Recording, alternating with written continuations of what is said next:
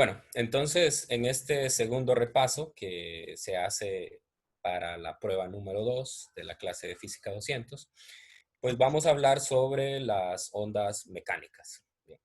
Entonces, el objetivo es hacer algunos ejercicios y estos ejercicios pues son de repaso, es decir, vamos a abordar toda la temática que se discute en este tema. Para referencia es el capítulo 15 del libro de Física Universitaria y el capítulo 19 del RESNIC. Ok, entonces vamos a empezar con el primer ejercicio. En este ejercicio me dicen que un alambre de 10.3 metros de longitud y una masa de 97.8 gramos se estira bajo una tensión de 248 newtons. ¿Ok? Me están dando las características del alambre, la longitud, la masa y la tensión. ¿Ok?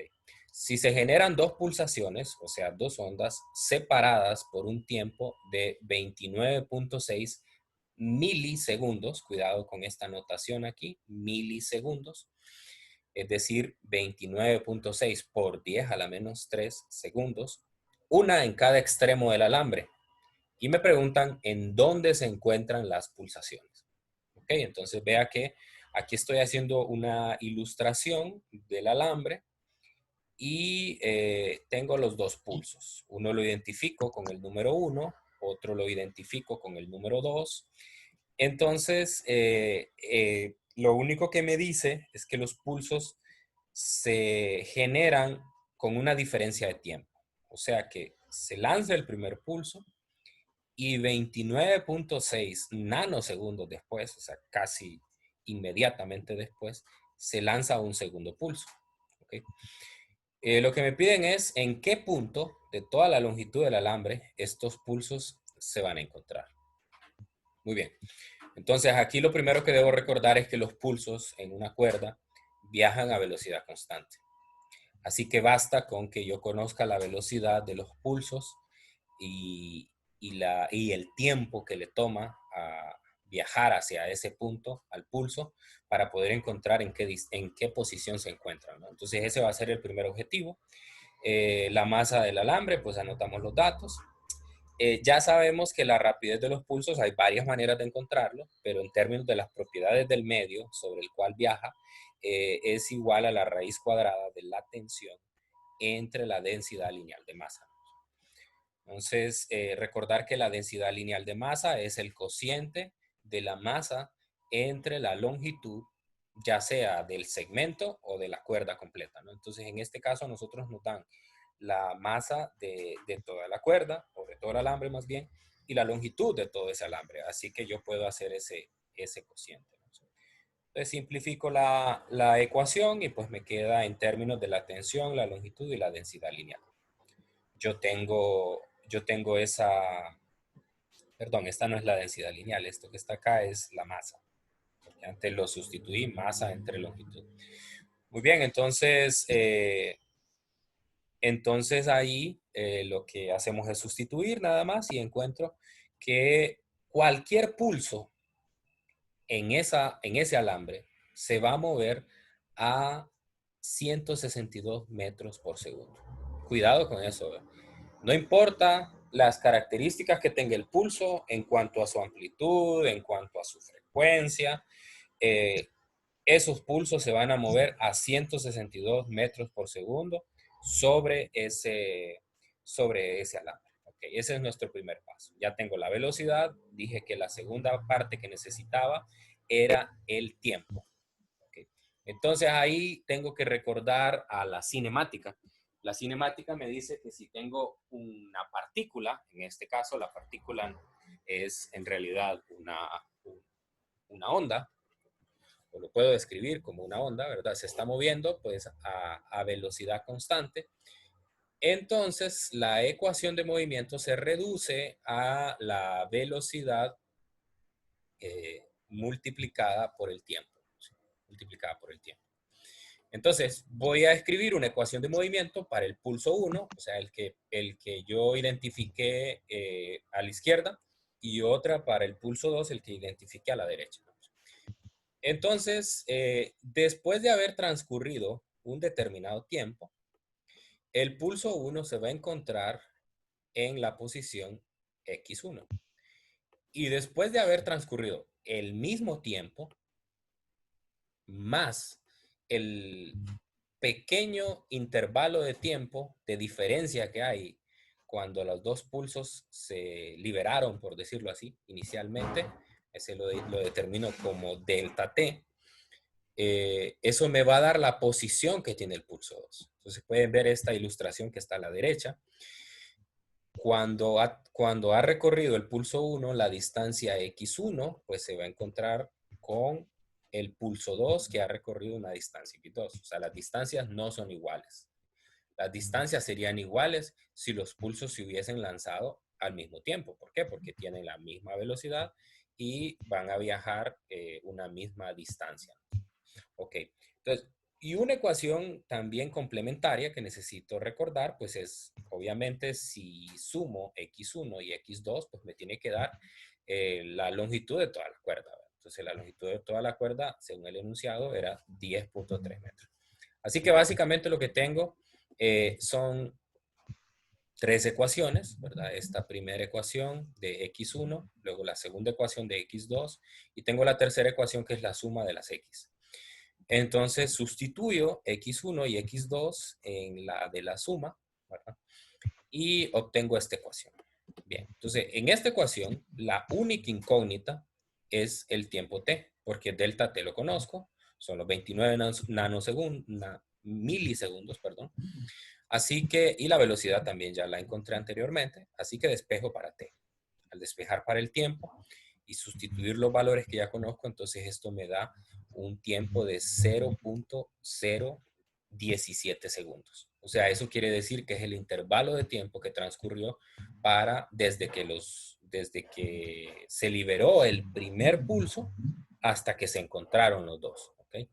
Entonces ya tengo el tiempo y antes ya tenía la velocidad, ¿no? Entonces, ¿cómo encuentro la posición? Con estas ecuaciones de acá, ¿no? La posición es la velocidad multiplicada por el tiempo. Y, entonces sustituyo y eso me da que el pulso 1 recorre 2.75 metros hasta que se encuentra con el otro. Y obviamente, como ya lo dije en la ecuación anterior, al hacer la resta de la longitud de toda la cuerda menos la distancia que recorrió el pulso 1, que es esta resta de acá, me tiene que dar lo que recorrió el otro. ¿No? ¿Sí? Si los pulsos se hubiesen lanzado al mismo tiempo, entonces estos valores serían iguales, ¿no? Pero como hay un pequeño desfase entre que se libera uno y el otro, entonces por eso hay una diferencia ahí. Entonces, ese es el primer ejercicio.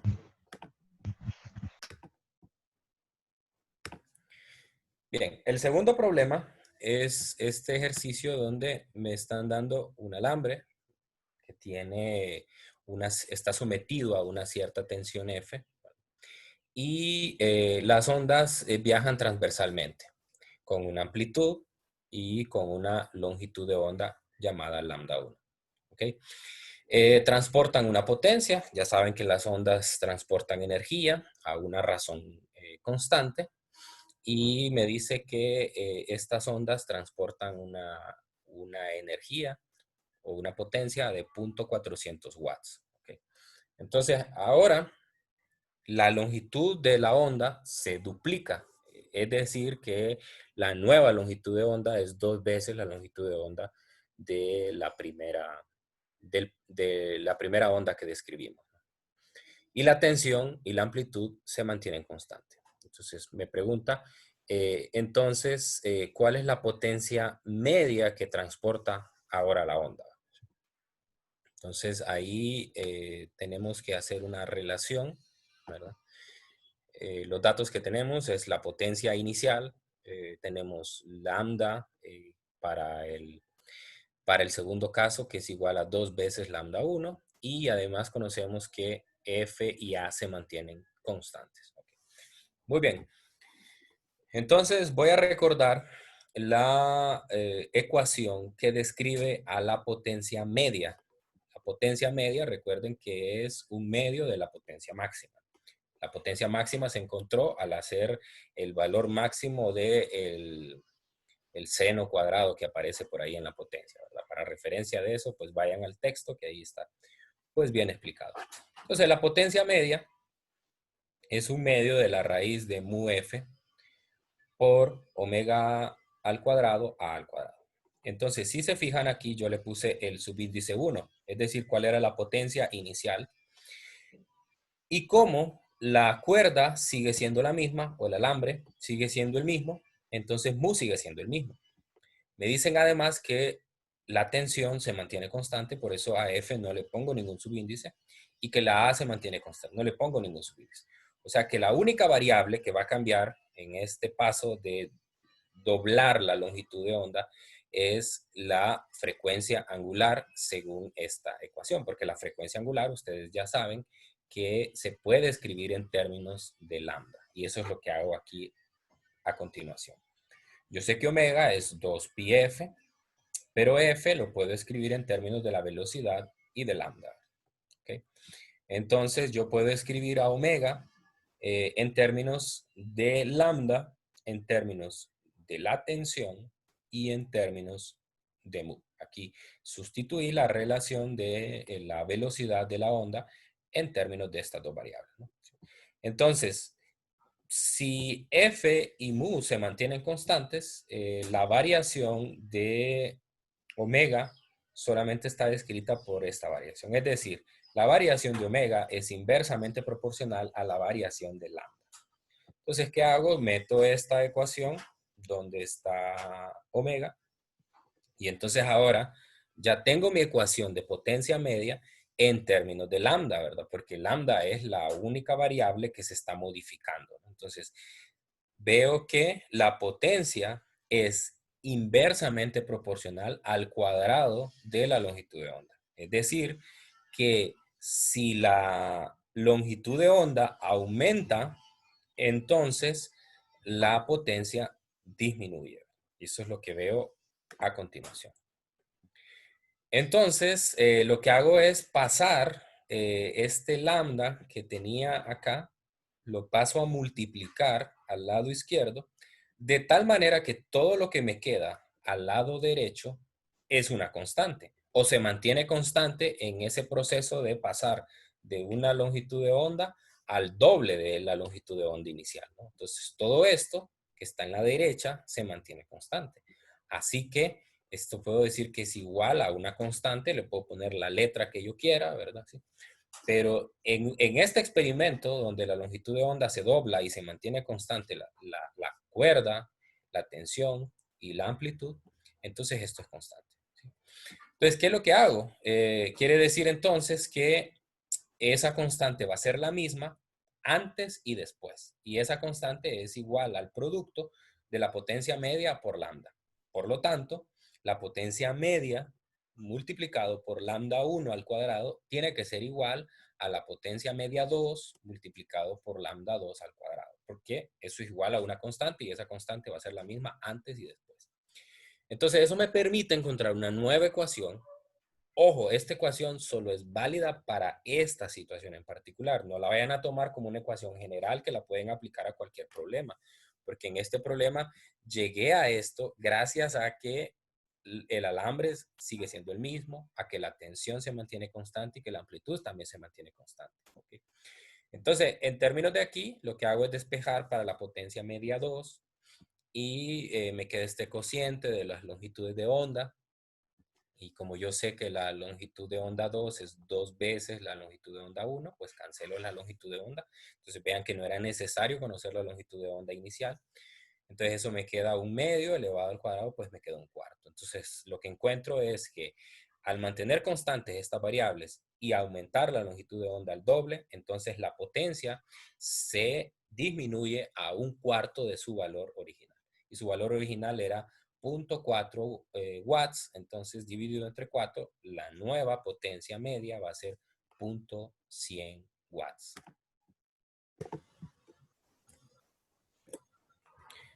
Muy bien, el siguiente problema es un problema de ondas estacionarias. En este problema, pues la idea es familiarizarse con los conceptos de las ondas estacionarias. Me dice los antinodos adyacentes en una cuerda están separados una distancia de 15 centímetros.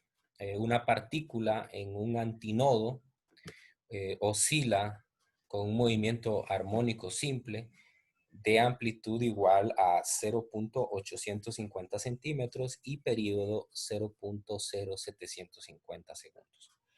La cuerda está en el eje X, fija y en X igual a 0. Primera pregunta, ¿qué tan separados están los nodos adyacentes? ¿Okay? Entonces aquí, pues bueno, yo hago un esquema de lo que ocurre en una cuerda. Para una cuerda, esta en la cual se formaron o se formó un patrón de ondas estacionarias, no importa cuál sea el número.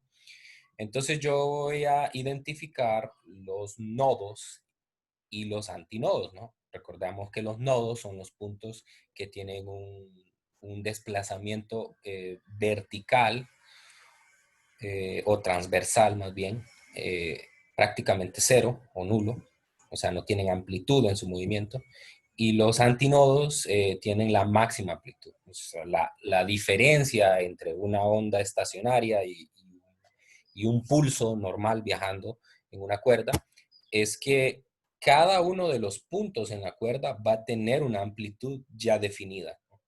Va a tener una amplitud definida. Por ejemplo, un punto que está entre un nodo y un antinodo va a tener un valor de amplitud menor al del antinodo.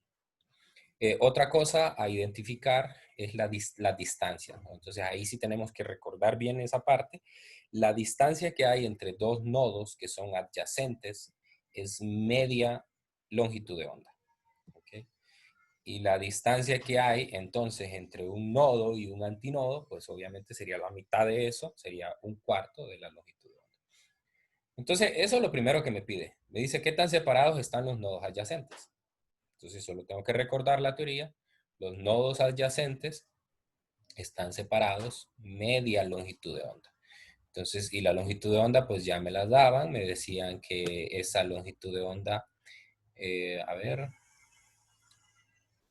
aquí está, sí, ya me lo dice. Los antinodos adyacentes de una onda estacionaria están separados en 15 centímetros. ¿Sí? Entonces, los nodos están separados media longitud de onda y los antinodos también están separados media longitud de onda. O sea que van a tener exactamente la misma distancia, ¿no? Lambda medios, igual, igual a 15 centímetros. Perfecto. Luego el inciso B me dice cuáles son la longitud de onda, la amplitud y la rapidez de las dos ondas viajeras que forman este patrón. Entonces recordemos que la onda estacionaria va a tener ciertas características que tenían sus ondas, pues que son, por decirlo así, las que lo formaron, ¿sí? Las que lo formaron. Entonces, bien, aquí lo que tengo que hacer es entonces encontrar cuál es la longitud de onda del enésimo armónico, ¿sí? La longitud de onda de n. ¿Sí? Entonces, para saber eso, simplemente yo tengo que multiplicar por 2 este valor. Multiplicar por 2 este valor. ¿Por qué? Porque al multiplicar este valor por 2, entonces lo que me va a dar, o más bien si lo quiero decir de otra manera, paso a multiplicar este 2 aquí, lo que me va a dar es lambda. Y la onda estacionaria va a tener la misma longitud de onda que tenían las ondas que lo formaron. Así que no es necesario saber en qué armónico está oscilando. Simplemente si yo ya conozco lambda, si yo ya conozco, perdón, la distancia entre nodos o antinodos adyacentes, la multiplico por 2, yo encuentro lambda y ese es el lambda que tiene el enésimo armónico que está en la cuerda, pero es el mismo lambda que tenían las ondas que lo formaron, ¿no? Entonces, ese valor es 30. Luego me pide la amplitud. La amplitud, pues, tengo que verlo a partir del valor que tengo acá. Me dice que una partícula oscila con movimiento armónico simple con una amplitud de 0.850. Ahí hay que tener cuidado, ¿verdad? No hay que caer en el error de pensar que esa es la amplitud de las ondas originales. Si ustedes se van al texto, van a recordar que cuando se hace toda la superposición, se suman las dos funciones de onda, de estas ondas que provocan la onda estacionaria. Entonces aparece un 2A por ahí. Eso viene de aplicar una identidad trigonométrica, un 2A. O sea, quiere decir que la amplitud de la onda estacionaria es el doble de la amplitud que tienen las ondas que lo formaron.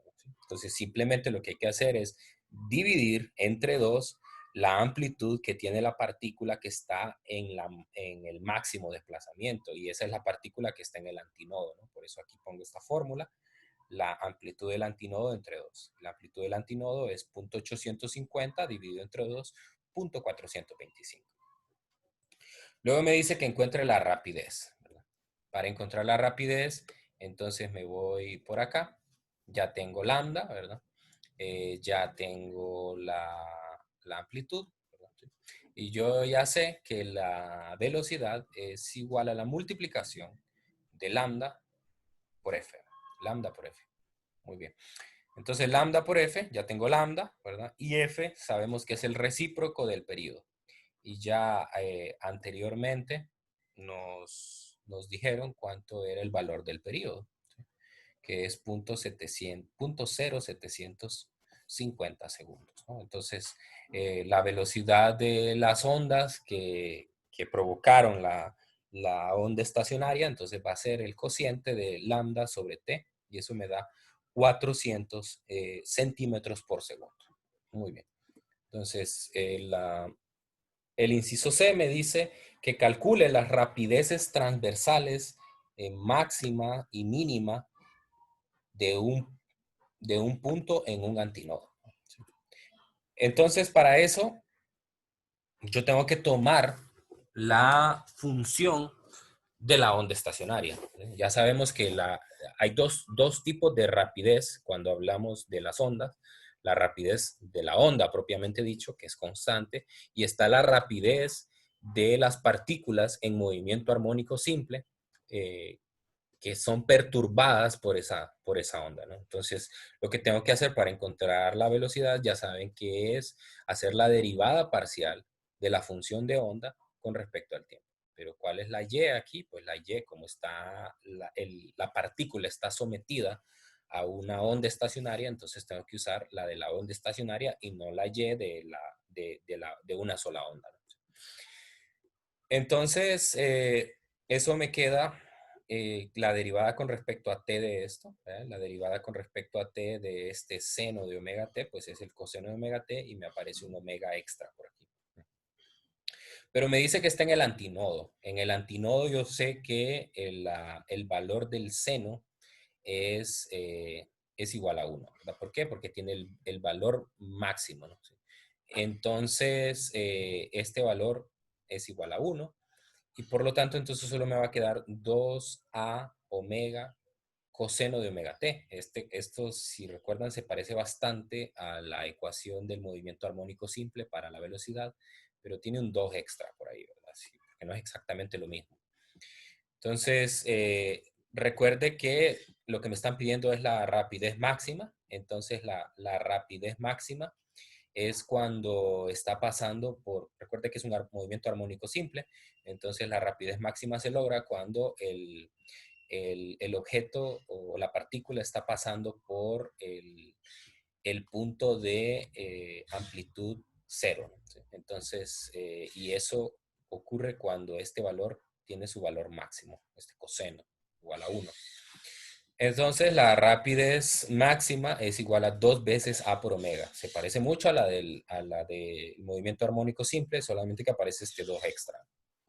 Y ahora, pues, esto 2A es igual a la amplitud de la onda estacionaria, ¿verdad?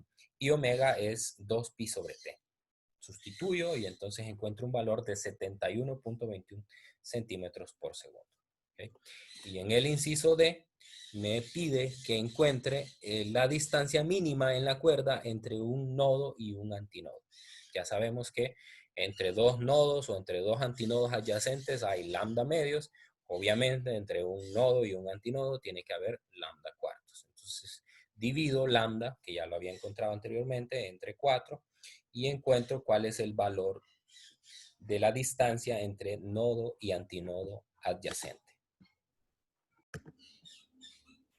Bien, en el último problema vamos a resolver un ejercicio avanzado en el cual me dicen que una barra uniforme de 1.80 metros, aquí la pueden ver, aquí de forma horizontal, pesa 536 newtons, ¿ok? Me están dando me están dando entonces su longitud y el peso que tiene, no la masa, el peso, ¿verdad?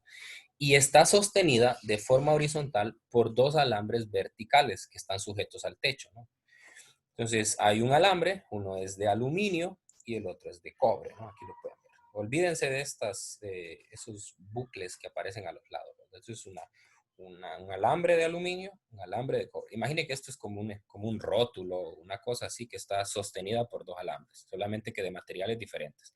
Tienen la misma longitud, pero son de materiales diferentes. Bien, el alambre de aluminio está sujeto al extremo izquierdo de la barra. Aquí lo puede ver en la figura, ¿no? En la parte izquierda de la barra. Y el de cobre está sujeto a 0.40 metros a la izquierda del extremo derecho. Por eso no aparece aquí exactamente en el extremo, sino que a una pequeña distancia de la derecha. Cada alambre tiene una longitud de 0.600 metros, aquí lo identifico, y una sección transversal circular con radio de 0.280 milímetros. Es decir, la sección transversal de los alambres es la misma, el área. Me pregunta cuál es la frecuencia fundamental de las ondas estacionarias transversales en cada alambre. O sea, es decir, yo voy a tener la barra colgando y con algún mecanismo externo voy a hacer una perturbación en uno de los extremos de cada uno de los alambres con una frecuencia tal que voy a provocar un primer armónico ahí. Entonces aquí lo tengo, ese primer armónico. Ya sabe que un primer armónico está compuesto por un nodo arriba, otro nodo abajo y un antinodo, ¿no? Entonces, por eso pongo ese patrón de onda ahí en la figura, ¿verdad? Porque cada una va a provocar, o se va a provocar sobre cada una de ellas, un primer armónico. Ese primero me piden encontrar cuál es la frecuencia que tiene. Bueno, este también es un problema de repaso, porque tengo que recordar cosas de dinámica. Lo primero es hacer un diagrama de fuerzas. Obviamente el diagrama de fuerzas, como la barra se trata de un sólido rígido, lo hago sobre su centro de masa. Y hay dos fuerzas hacia arriba, son las tensiones, la tensión con la que ala, por decirlo así, el alambre de aluminio y la tensión con la que ala el alambre de cobre. Y hacia abajo voy a tener el peso de la barra. Cuidado aquí, ¿verdad? Recuerde que esto es como es un sólido rígido, entonces la sumatoria de fuerzas se hace alrededor del centro de masa. Entonces, por eso las pongo sobre la vertical estas dos. Bueno, voy a aplicar las dos condiciones de equilibrio que conocimos en la clase anterior. La primera es la primera condición de equilibrio. Esa me dice que la sumatoria de fuerzas debe de ser igual a 0. Solo tengo fuerzas en Y, así que solo hago la sumatoria de fuerzas en Y. De este diagrama de fuerzas puedo ver que la tensión del alambre de aluminio más la tensión del alambre de cobre tiene que ser igual a el peso de la barra. Y el peso de la barra pues ya me lo dan. Entonces aquí tengo la relación que hay, o la suma de las dos tensiones. No conozco ni una ni la otra, por lo tanto dejo en espera esta ecuación porque la voy a usar posteriormente. Ahora aplico la segunda condición de equilibrio. La segunda condición de equilibrio me dice que si un sistema está en equilibrio rotacional, entonces la sumatoria de los torques sobre este objeto debe de ser igual a 0. Entonces aquí vamos a hablar un poco más en detalle porque para los torques yo necesito identificar varias cosas. Lo primero es los puntos de acción de las fuerzas. Lo segundo es un pivote. Tengo que identificar sobre qué punto voy a hacer ese pivote. Lo otro es las distancias que hay desde ese pivote hasta los puntos de acción de las fuerzas. ¿Okay? Y en base a ese pivote, entonces yo puedo determinar si una fuerza provocaría sobre ese pivote una rotación de tipo horario o antihorario. Entonces, como es costumbre en estos problemas de equilibrio, uno elige un pivote que le facilite el ejercicio. Entonces, aquí el pivote, o el problema se me facilita si yo coloco el pivote en el extremo izquierdo. ¿Por qué? Porque sobre ese punto está actuando una fuerza. Y recordamos que otra de las cantidades a identificar es la distancia que hay entre el pivote y los puntos de acción de las fuerzas. Entonces aquí habría una distancia cero y ya sabemos que si la distancia entre el pivote y el punto de acción es cero, pues no hay torque. Entonces, cuando haga la sumatoria de torques, esta cantidad va a desaparecer, no va a participar en mi ecuación. Y eso me facilita las cosas porque ya no voy a tener dos incógnitas como lo tenía en la ecuación de equilibrio traslacional. Muy bien. Entonces, aquí no hay problema con las fuerzas porque si se fijan las fuerzas están actuando de forma perpendicular a la horizontal de la barra. Entonces eso implica que la distancia es exactamente la distancia que hay entre el pivote y ese punto. Si hubiese ahí un grado de inclinación de estas fuerzas, ¿no? Si no fuera 90 grados exactamente, entonces tendría que aplicar ese principio de extender la línea de acción y buscar cuál es la distancia que me da 90 grados. Entonces aquí no hay problema. Esa distancia, pues en el caso del peso de la barra, pues sería la mitad de la longitud de la barra. Y la distancia que hay desde el pivote hasta la tensión del alambre de cobre, pues va a ser la diferencia. Recuerden que tenemos la distancia de la barra o la longitud de la barra y tenemos la distancia a la cual está actuando o se ata ese alambre de cobre. Entonces, podemos encontrar esa distancia. Muy bien. Ahora que ya tengo el pivote, entonces puedo identificar que el peso de la barra va a provocar un torque de tipo horario sobre la barra. Entonces los torques de tipo horario, según la convención que hemos utilizado en nuestro texto, son de signo negativo. Y en el caso de la tensión del alambre de cobre, eh, este torque es antihorario y según nuestra convención, eso tiene un signo positivo. ¿Okay? Entonces, ahora me voy a mi ecuación, ¿verdad? Porque dice que la sumatoria de torques tiene que ser igual a cero. Lo primero a colocar es el signo, ¿verdad? Ya vi que el torque del alambre de cobre es positivo, por eso aquí va positivo. Luego, en el torque van tres componentes, recuerden. El signo, la, el signo, la fuerza y el brazo de palanca, ¿no? El brazo de palanca es la distancia perpendicular a la línea de acción. Entonces, en este caso, el signo es positivo, la fuerza es la tensión del alambre de cobre y el brazo de palanca es la diferencia que me da 1.4. Luego, el otro torque es el torque provocado por el peso de la barra. Este es negativo porque el torque, según el pivote que tenemos o que hemos elegido, es horario, ¿no? Entonces aquí tengo el signo. La fuerza que lo provoca es el peso de la barra, ya nos lo dan en el enunciado. Y el brazo de palanca, pues la distancia perpendicular a la línea de acción es exactamente la mitad de la barra, porque recuerde que ese vector se dibuja sobre el centro de gravedad de la barra. Entonces es 0.9. Esto lo igualo a cero porque se trata de la condición de equilibrio rotacional.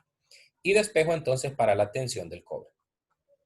La tensión del cobre me da 344.6 y en la ecuación anterior yo ya tenía una relación entre las dos tensiones y el peso. Así que puedo despejar para la segunda tensión, la del alambre de aluminio, y me da 191.4 newton.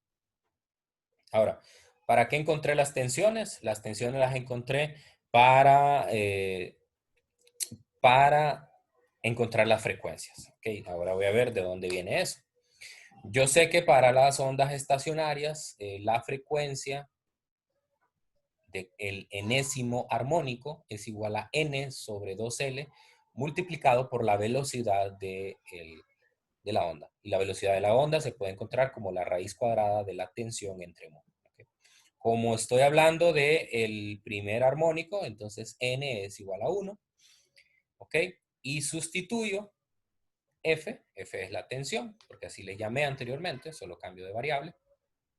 Y mu es la masa dividida entre la longitud. Pero yo no tengo la masa de los alambres. Lo que yo tengo es la longitud y el radio o el área, ¿no? El área nos dan ahí en el enunciado. Entonces yo recuerdo la ecuación de que la densidad es igual a la masa entre el volumen, la densidad volumétrica, masa entre volumen. Entonces despejo para masa, quiere decir entonces que la masa es igual a la multiplicación de la densidad por el volumen.